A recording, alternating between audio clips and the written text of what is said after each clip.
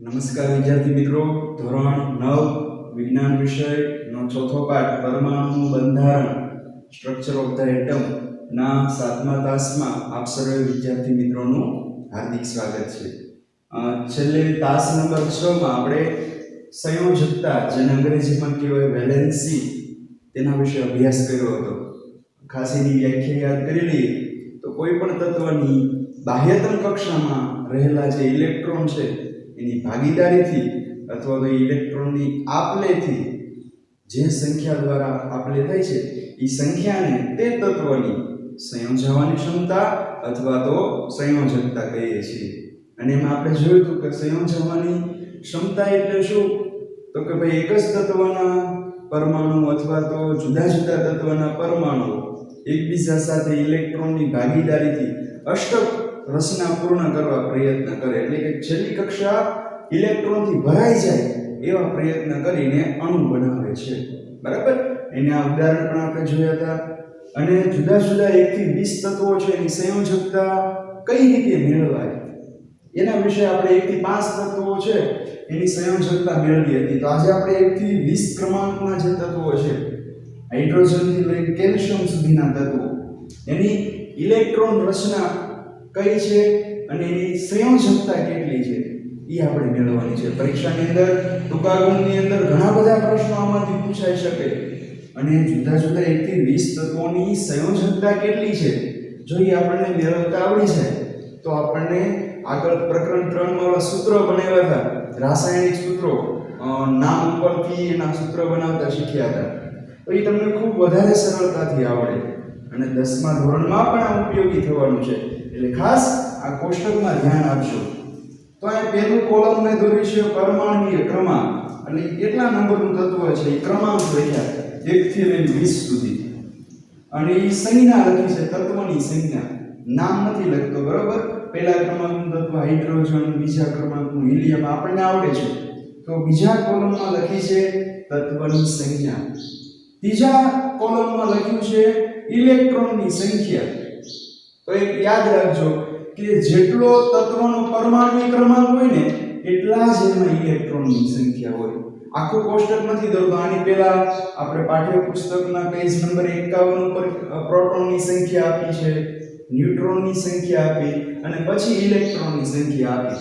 પણ હાલ આપણે ખાલી સંયોજકતા શીખવી છે એટલે વચ્ચે પ્રોટોન અને ન્યુટ્રોનની સંખ્યા વાળી કોલમ મેં લખી નથી. બરાબર? ચલો આગળ. ઇલેક્ટ્રોનની સંખ્યા, તો જેટલો ક્રમ હોય એટલા જ તત્વમાં ઇલેક્ટ્રોન હોય. જો 5 નંબરનું તત્વ બોરોન હોય તો એમાં ઇલેક્ટ્રોનની સંખ્યા 5 હોય. 15 નંબરનું તત્વ ફોસ્ફરસ હોય તો એમાં ઇલેક્ટ્રોનની સંખ્યા 15 હોય. એટલે એક વિધાન યાદ રાખવાનું, અને એ તો યાદ ન રહે તો લખી દેજો કે જે તત્વનો ક્રમાંક હોય એટલા જ તેમાં ઇલેક્ટ્રોનની સંખ્યા હોય છે. બરાબર? તો હવે આપણે ઇલેક્ટ્રોનની વહેંચણી શીખવી છે. વહેંચણી શીખતા આપણે બોહર અને બરી નામના વૈજ્ઞાનિકે આપણને 3 સિદ્ધાંત, 3 નિયમો આપ્યા કે કે કક્ષા હોય, પ્રથમ કક્ષા, એમાં મહત્તમ કેટલા ઇલેક્ટ્રોન સમાય? 2 ઇલેક્ટ્રોન સમાય. પહેલી કક્ષા, જેને આપણે કે કક્ષા કહીએ. બીજી કક્ષા હોય તો એની એલ કક્ષા કહીએ, એમાં મહત્તમ 8 ઇલેક્ટ્રોન સમાય. ત્રીજી કક્ષા છે n બરાબર 3, એને આપણે કઈ કક્ષા કહીએ? m કક્ષા, એમાં મહત્તમ 18 ઇલેક્ટ્રોન સમાય. અને ચોથી કક્ષા, જેને આપણે n કક્ષા કહીએ છીએ, જેમાં મહત્તમ 32 ઇલેક્ટ્રોન સમાય. તો આ સિદ્ધાંતને આધાર રાખીને આપણે ઇલેક્ટ્રોનની વહેંચણી કરતા આવડી જાય કે પહેલી કક્ષામાં કેટલા ઇલેક્ટ્રોન, બીજીમાં કેટલા, ત્રીજીમાં કેટલા, ચોથીમાં કેટલા. બરોબર?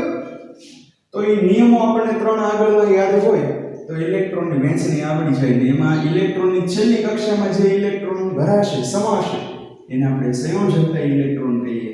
એ ઇલેક્ટ્રોન ગુમાવશે અથવા તો કેટલા ઇલેક્ટ્રોન મેળવશે એને આધારે સંયોજકતા નક્કી થાય. ચાલો આપણે જોઈએ ક્રમમાં.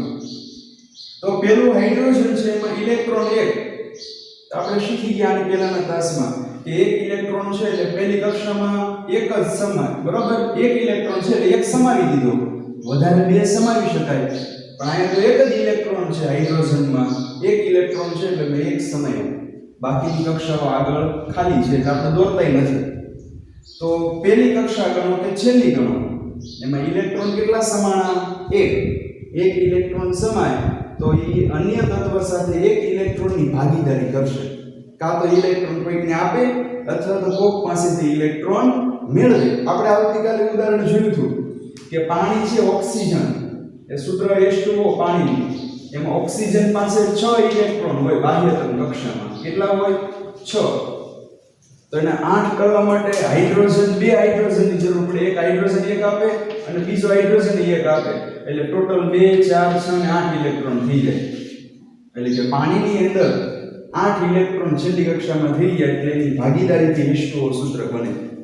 તો આ એક ઇલેક્ટ્રોન કોઈને આપી દે અથવા તો કોઈક પાસેથી ઇલેક્ટ્રોન મેળવી લે. જો બે હાઇડ્રોજન જોડાણા હોય, એક હાઇડ્રોજન પાસે એક ઇલેક્ટ્રોન હોય, બીજા હાઇડ્રોજન પાસે એક ઇલેક્ટ્રોન હોય, તો એ બે પાછા ભાગીદારી કરે, એક આપે એક લઈ લે, તો શું થાય? H2 અણુ બને. કયો અણુ બને? H2. એટલે કે એક ઇલેક્ટ્રોન આપે અથવા તો એક ઇલેક્ટ્રોન માંગી લે, માટે એની સંયોજકતા થાય 1. શું થશે સંયોજકતા? 1. ચલો ખૂબ સરળ. બીજા નંબરનું તત્વ જોઈએ હિલિયમ, ઇલેક્ટ્રોન 2. તો પહેલી કક્ષામાં કેટલા ઇલેક્ટ્રોન સમાશે? તો કે 2 સમાવવાના છે. 2 ગોઠવી દીધા, કારણ કે પહેલામાં 2 ગોઠવી શકાય ને પહેલી કક્ષામાં. આ કક્ષા છે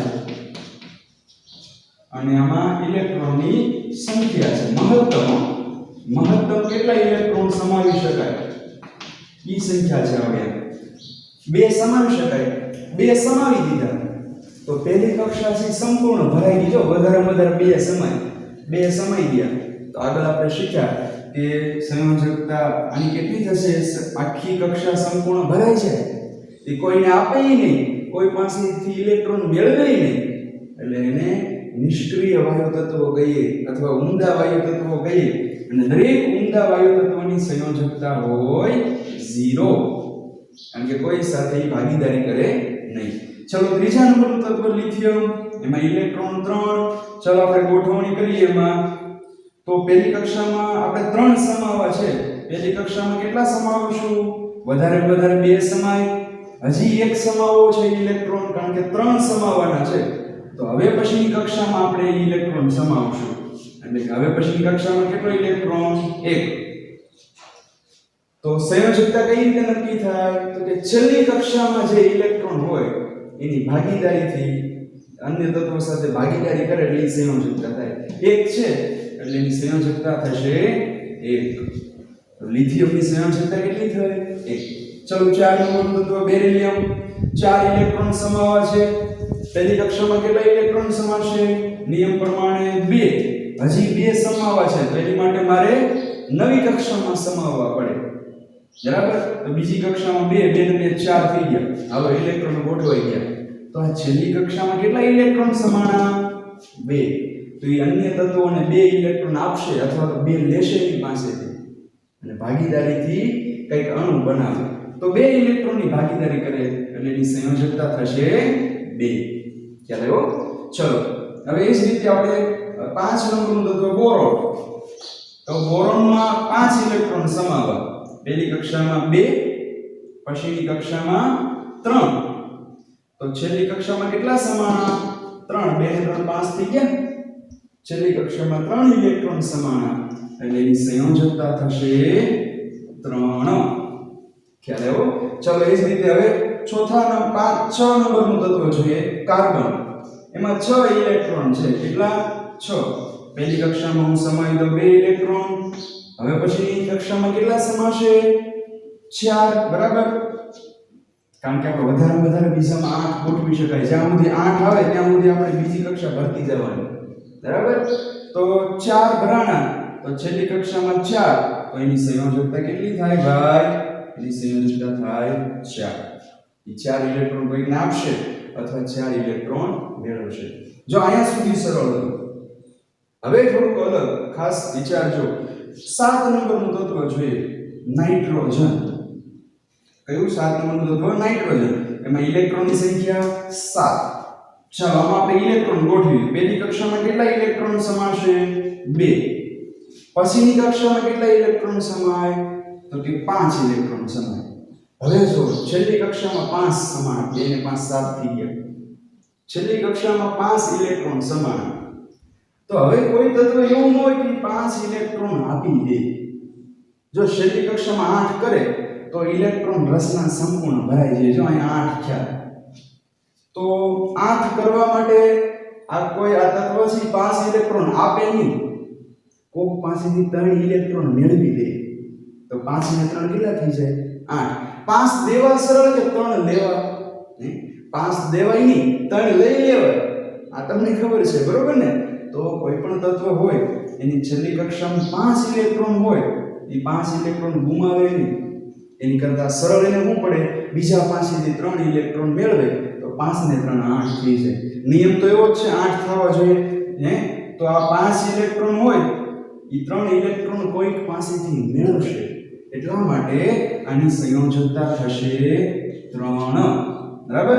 અથવા તો 3 મેળવે એટલે એની સંયોજકતા -3. આપણે સંયોજકતાને ધન ઋણ નથી લખતા, પણ જેની પાછળ 1 2 3 4 છેલ્લી કક્ષામાં ઇલેક્ટ્રોન હોય, એ ઇલેક્ટ્રોન ગુમાવી દે એટલે એની સંયોજકતા પ્લસ હોય. પણ જેની છેલ્લી કક્ષામાં 5 હોય 6 હોય 7 હોય, એ કોઈક પાસેથી ઇલેક્ટ્રોન મેળવી લે એટલે એની સંયોજકતા ઋણ હોય. જો આની પછીનું તત્વ ઓક્સિજન જોઈએ. ઓક્સિજન 8 નંબરનું તત્વ. એની પહેલી કક્ષામાં કેટલા ઇલેક્ટ્રોન? 2. પછીની કક્ષામાં તો કે 6. તો એ 6 ઇલેક્ટ્રોનની સંયોજકતા ન કહેવાય. એ 8 બનાવવા માટે કેટલાની ભાગીદારી કરે છે, કેટલા દે છે અથવા કેટલા મેળવે છે, એને સંયોજકતા કહેવાય. યાદ રાખો, છેલ્લી કક્ષામાં જે ઇલેક્ટ્રોન હોય ને એ સંયોજકતા નથી, પણ એ કેટલા ઇલેક્ટ્રોન આપી દે. જો આ બધા એક એક આપી દેતા હતા, 2 આપી દે કોકને, આ 3 કોકને આપી દે, આ 4 આપે તો 4 લે એટલે એની સંયોજકતા 4. પણ જો 5 માં શું થયું? એની સંયોજકતા 5 નથી. એ કોઈ પાસેથી 3 ઇલેક્ટ્રોન મેળવે 8 ઇલેક્ટ્રોન બનાવવા માટે એટલે એની સંયોજકતા 3 છે. એ જ રીતે આ 6 ઇલેક્ટ્રોન છેલ્લે હોય તેની સંયોજકતા 6 નહીં, પણ એ 6 ઇલેક્ટ્રોન ગુમાવે નહીં. એની કરતા શું કરે? 2 ઇલેક્ટ્રોન કોક પાસેથી મેળવે કે ભાઈ લાવો આપો એટલે એને 8 થઈ જાય, અણુ બની જાય. તો જેની છેલ્લી કક્ષામાં 6 ઇલેક્ટ્રોન હોય, એ 2 ઇલેક્ટ્રોન કોઈક પાસેથી મેળવશે એટલે એની સંયોજકતા હોય 2. તો એક સરળ સામાન્ય આપણે હું તમને 3 નિયમ લખાવું. લખો. એમાં નિયમ નંબર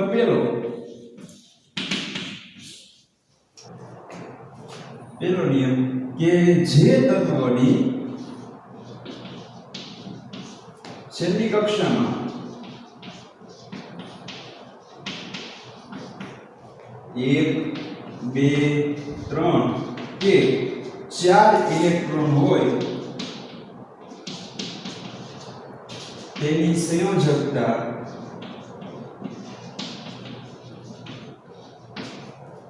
અનુક્રમે 1 2 3 અને 4 થાય.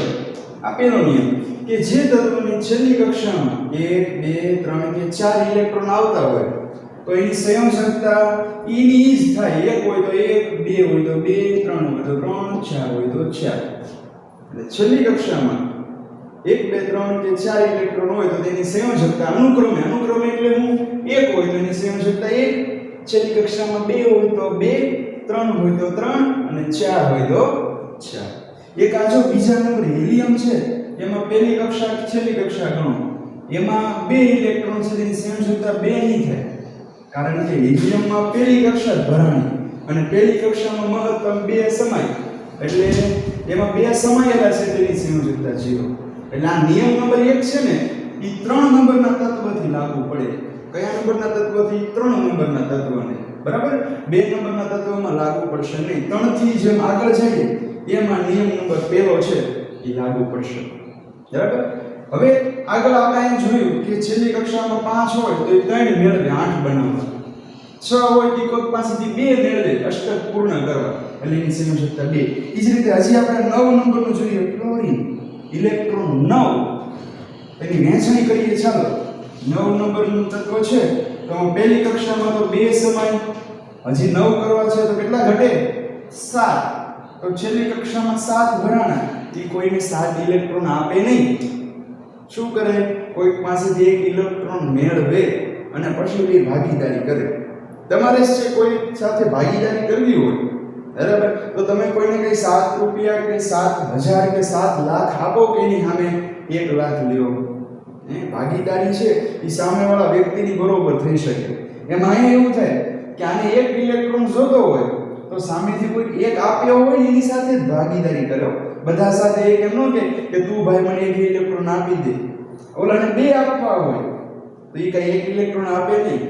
પણ જે તત્વ એક ઇલેક્ટ્રોન આપી શકે, જેમ કે લિથિયમ, હાઇડ્રોજન, આગળ આવશે સોડિયમ, એ બધા એક ઇલેક્ટ્રોન આપી શકે એવાની સાથે આ તત્વ જોડાતું હોય, બરાબર. તો આ એક ઇલેક્ટ્રોન કોક પાસેથી મેળવશે એટલે એની સંયોજકતા થશે 1. એટલે જો હવે નિયમ નંબર 1 લખ્યો, એ જ રીતે હવે નિયમ નંબર આપણે લખીએ 2. ઘણા વિદ્યાર્થીને નિયમ નંબર 2 આમ યાદ આવી ગયો કે જેની છેલ્લી કક્ષામાં 5, 6, 7 ઇલેક્ટ્રોન હોય તો એની સંયોજકતા કેટલી થાય? 5 હોય 8 બનાવવા કેટલા મેળવે? 3. 6 હોય 8 બનાવવા 2 મેળવે, અને 7 હોય એ 8 બનાવવા 1 મેળવે. એટલે જેની છેલ્લી કક્ષામાં 5, 6 કે 7 ઇલેક્ટ્રોન હોય એની સંયોજકતા અનુક્રમે 5 હોય તો 3, 6 હોય તો 2 અને 7 હોય તો 1 સંયોજકતા થાય. એટલે નિયમ નંબર આપણે 2 લખી લઈએ કે જે તત્વની છેલ્લી કક્ષામાં 5, 6 કે 7 ઇલેક્ટ્રોન હોય તેની સંયોજકતા અનુક્રમે એટલે શું કે 5 છેલ્લી કક્ષામાં હોય તેની સંયોજકતા થાય 3, 6 ની 2 અને 7 ની 1. અનુક્રમે સંયોજકતા, આગળ શબ્દ લખીએ, અનુક્રમે સંયોજકતા 3, 2, 1 થાય. આ નિયમ નંબર 2 હતો. અને હવે આગળનું તત્વમાં આપણે જોઈએ ઇલેક્ટ્રોન કઈ રીતે ગોઠવાય. તો 10 નંબરનું તત્વ નિયોન, એમાં 10 ઇલેક્ટ્રોન સમાવવા. તો પહેલી કક્ષામાં કેટલા ઇલેક્ટ્રોન સમાશે? 2. પછીની કક્ષામાં 8. તો જો બીજી કક્ષા, આ બીજી, જો આ પહેલી છે ને આ બીજી, બીજી ખાલી છે, પહેલી ભરાઈ ગઈ, બીજી બધી ખાલી, આ પહેલી બીજી, એ રીતે આ બીજી કક્ષા છે. તેમાં બીજી કક્ષામાં વધારે કેટલા સમાય? 8 સમાઈ ગયા. તો આખી કક્ષા સંપૂર્ણ ભરાઈ ગઈ છે. આખી કક્ષા સંપૂર્ણ ભરાઈ જાય એમાં વધુ ઇલેક્ટ્રોન ન ગોઠવી શકાય તો એની સંયોજકતા કેટલી થાય? 0. કેટલી થવાની? 0. બરાબર. તો તમે ત્રીજો નિયમ તમારી જાતે લખી શકો કે જે તત્વની છેલ્લી કક્ષા ઇલેક્ટ્રોનથી સંપૂર્ણ ભરાઈ જાય તેની સંયોજકતા થાય 0. કેટલી? 0. બરાબર. એટલે નિયમ નંબર 3 તમે લખો કે જે તત્વની છેલ્લી કક્ષા, હિલિયમમાં છેલ્લી કે પહેલી આ છે, નિયોન છે એની છેલ્લી કક્ષા 8, તો છેલ્લી કક્ષા ઇલેક્ટ્રોનથી સંપૂર્ણ ભરાઈ જાય તેની સંયોજકતા થાય 0. બરાબર. તો આટલું તમે જો ખાસ ધ્યાન આપ્યું તો હવે પછી ક્રમમાં તમને આગળ આવડી જાય. ચાલો આપણે હવે 11 નંબરનું સોડિયમ તત્વ જોઈએ. તો હવે એમાં ઇલેક્ટ્રોન ફટાફટ ગોઠવીએ. પહેલી કક્ષામાં 2, પછીની કક્ષામાં 8 જ સમાવી શકાય. હજી એક ઘટે તો એક સમાવવા માટે શું કરવું પડે? નવી કક્ષા દોરવી પડે. નવી કક્ષા એમ કક્ષા, એટલે એક ઇલેક્ટ્રોન ત્રીજી માં દોરવું. તો જો 2 ને 8 10, 10 ને 11 થઈ ગયા. ચલો છેલ્લી કક્ષામાં કેટલા ઇલેક્ટ્રોન છે? 1. તો એની સંયોજકતા કેટલી થાય? 1 હોય એની સંયોજકતા કેટલી? 1. હવે તમને આવડી ગયું છે. એ જ રીતે હવે ફટાફટ 12 નંબરનું મેગ્નેશિયમ. તો કે મેગ્નેશિયમમાં 12 ઇલેક્ટ્રોન, પહેલીમાં 2, પછી 8, અને હવે કેટલા ઘટે? 2. તો છેલ્લી કક્ષામાં 2 ઇલેક્ટ્રોન, એટલે નિયમ પ્રમાણે છેલ્લીમાં 1, 2, 3, 4 હોય તો એની સંયોજકતા 1, 2, 3, 4 થાય. એટલે કે 2 હોય તો સંયોજકતા થાય 2. એટલે એની સંયોજકતા થશે કેટલી થશે? 2. તો એ રીતે આગળ તમને 13, 14 નું આવડી છે. એટલે મેં વચ્ચે 13 અને 14 નંબરનું તત્વ નથી લખ્યું. આગળ ડાયરેક્ટ 15 નું ફોસ્ફરસ. તો 15 નંબરનું તત્વ છે, આમાં અપવાદ રૂપ છે. આ 15 પાસે તમે સ્ટાર રાખજો. આ એક અપવાદ રૂપ તત્વ છે. ચલો અંદર ઇલેક્ટ્રોન સમાવવા પહેલી કક્ષામાં 2 પછીની કક્ષામાં 8 હવે કેટલા ઘટે છે કે 5 તો આપણે નિયમ નંબર 2 માં જો છેલ્લી કક્ષામાં 5 6 કે 7 ઇલેક્ટ્રોન હોય તો તેની સંયોજકતા અનુક્રમે 3 2 1 થાય બરાબર આપણે આગળ સંયોજકતા લખી નાખ્યું છે કે એની સંયોજકતા 3 2 1 થાય તો 5 હોય તેની સંયોજકતા કેટલી થાય 3 પાયાની સંયોજકતા કેટલી થશે 3 કેટલી થશે 3 પણ આ અપવાદરૂપ તત્વ છે ફોસ્ફરસ એની સંયોજકતા 3 છે અને ઘણીવાર આ ફોસ્ફરસ 5 ઇલેક્ટ્રોન ગુમાવી અને કોઈક સાથે ભાગીદારી કરે એટલે એની સંયોજકતા 5 પણ છે એટલે કે આ તત્વ એવું છે બે સંયોજકતા ધરાવે 3 અને 5 એટલે આને હું સ્ટાર કરીને યાદ રાખું કે આ અપવાદરૂપ તત્વ છે ચલો આગળ 16 નંબરનું તત્વ સલ્ફર તેમાં 16 ઇલેક્ટ્રોન સમાવે છે પહેલી કક્ષામાં કેટલા ઇલેક્ટ્રોન સમાવશે 2 8 હવે કેટલા ઘટે છે 6 છેલ્લી કક્ષામાં 6 હોય તો કેટલા ઇલેક્ટ્રોન મેળવશે 2 ઇલેક્ટ્રોન કોઈક પાસેથી મેળવી લે એટલે એની સંયોજકતા થશે 2 17 નંબરનું તત્વ ક્લોરીન એમાં ઇલેક્ટ્રોન ગોઠવીએ તો પહેલી કક્ષામાં 2 8 અને 7 આને જો ઇલેક્ટ્રોનની વહેંચણી અથવા તો ઇલેક્ટ્રોન રચના કહેવાય આને શું કહેવાય ઇલેક્ટ્રોન રચના ઘણીવાર પરીક્ષામાં પૂછાય કે ભાઈ હાલો ક્લોરીનની ઇલેક્ટ્રોન રચના જણાવો કે 2 8 7 તો છેલ્લી કક્ષામાં 7 તો અષ્ટક પૂર્ણ કરવા શું કરે એક ઇલેક્ટ્રોન કોઈક પાસેથી મેળવી લે એટલે એની સંયોજકતા થશે 1 હાલો એ જ રીતે આર્ગોન 18 નંબરનું તત્વ એમાં ઇલેક્ટ્રોન ગોઠવીએ પહેલામાં 2 પછી 8 2 8 10 હવે કેટલા ઘટ્યા છે 8 તો ત્રીજી કક્ષામાં 8 જો છેલ્લી કક્ષામાં મહત્તમ 8 ઇલેક્ટ્રોન સમાય અને 8 સમાઈ ગયા છેલ્લી કક્ષા ઇલેક્ટ્રોનથી સંપૂર્ણ ભરાઈ ગઈ તો એની સંયોજકતા કેટલી થાય 0 કેટલી થાય 0 અને એમ પણ આપણે શીખી ગયા કે હિલિયમ નિયોન અને આર્ગોન આ બધા ઊંડા વાયુ તત્વો છે અથવા તો નિષ્ક્રિય વાયુ તત્વો છે બરાબર કે એની ઇલેક્ટ્રોન રચના સંપૂર્ણ પૂર્ણ હોય છેલ્લી બાહ્યતમ કક્ષા એટલે એની સંયોજકતા કેવી થાય 0 થાય ટૂંકા ગુણમાં પૂછે કે ઊંડા વાયુ તત્વોની સંયોજકતા કેટલી હોય તો કે 0 બરાબર અને આગળ એ પણ શીખશો કે જેની છેલ્લી કક્ષામાં આ 1 2 કે 3 ઇલેક્ટ્રોન હોય ને જેની છેલ્લી કક્ષામાં 1 2 કે 3 ઇલેક્ટ્રોન આગળ જો સોડિયમ મેગ્નેશિયમ આગળ એલ્યુમિનિયમ આવે એમાં 3 ઇલેક્ટ્રોન આવે તો જેની છેલ્લી કક્ષામાં 1 2 કે 3 ઇલેક્ટ્રોન હોય એ બધાને ધાતુ તત્વો કહેવાય 10મા ધોરણમાં ભણશો કે એ ઇલેક્ટ્રોન કોઈને આપી દે અને ભાગીદારી કરે કોણ ધાતુ તત્વો એટલે જે વિદ્યાર્થીને નોંધ લખવી લખે કે જે તત્વની છેલ્લી કક્ષામાં 1 2 કે 3 ઇલેક્ટ્રોન સમાયેલા હોય અથવા તો જેની સંયોજકતા 1 2 કે 3 હોય એ બધા જ ધાતુ તત્વો હોય અને જેની છેલ્લી કક્ષામાં 5 6 કે 7 ઇલેક્ટ્રોન સમાયેલા હોય કેટલા 5 6 કે 7 એ મોટા ભાગે અધાતુ તત્વો હોય ને બીજા પાસેથી ઇલેક્ટ્રોન મેળવી અને ભાગીદારીથી બંધ બનાવી અને અણુ બનાવતા હોય બરાબર છે તો આ તમે યાદ રાખજો આગળ 19 નંબરના તત્વએ પહોંચ્યા તો એમાં પહેલી કક્ષામાં 2 પછી 8 8 2 8 10 ને 18 છે હજી એક ઘટે છે તો છેલ્લી કક્ષામાં 1 તો છેલ્લી કક્ષામાં 1 છે અને એની સંયોજકતા કેટલી થાય 1 છેલ્લું 20 નંબરનું તત્વ એમાં ઇલેક્ટ્રોન સમાવીએ તો કે 2 8 8 અને 2 છેલ્લી કક્ષામાં 2 ઇલેક્ટ્રોન સમાન એટલે એની સંયોજકતા થાય 2 તો આ રીતે 1 થી 20 તત્વોની સંયોજકતા તમે ઝડપથી આ રીતે ગોઠવી શકો હવે તમને ગમે એ તત્વની એમ